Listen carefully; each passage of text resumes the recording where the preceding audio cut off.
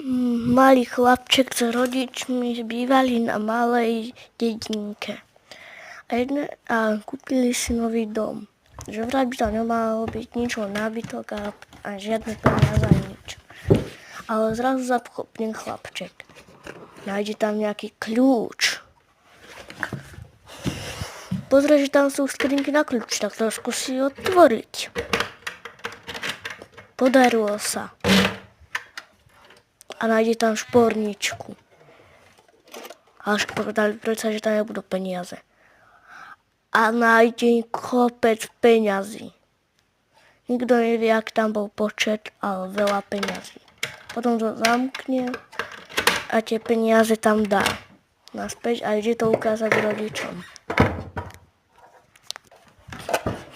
Uteká a zrazu zakopne. Bác.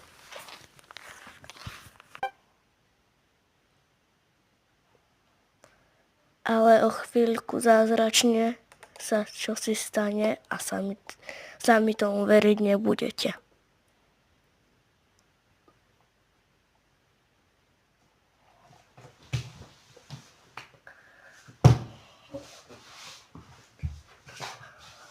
Stane z mŕtvych.